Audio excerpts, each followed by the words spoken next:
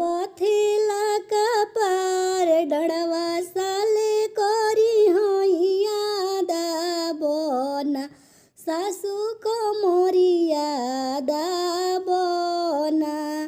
बथेला कपार डड़वा साले करी हैया दाबना सासू को मोरिया दाबना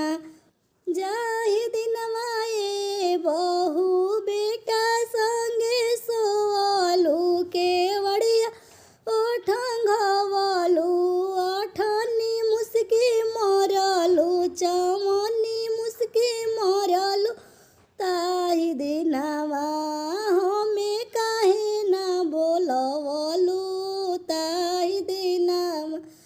ओह दिनवा ए सासू हंसत रतिया बीतले हंसत रतिया बीतले ना जननी भगवान के मरमिया ना जननी भगवान के मरमिया ना जननी बथेला कपार डड़वा साले करी हैया दाबना गोतिन कमरिया दाबना जाहि दिनवा ए गोतिन देवर संगे सोलू के वड़िया ओठंगवलू चुपे चुपे मिठाइया खइलू ताहि दिनवा हमें काहे ना बोलवलू ताहि दिनवा ओह दिनवा ए गोतिन हंसत रतिया बीतले हंसत रतिया बीतले ना जननी भगवान के मरमिया ना जननी भगवान के मरमिया ना जननी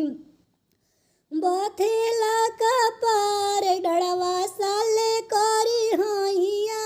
दाबना ननद कमरिया दाबना जाहि दिनवा ए भाभी भैया संगे सोलू के वड़िया ओठंगवलू अठनी मुस्की मरलू चमनी मुस्की मरलू ताहि दिनवा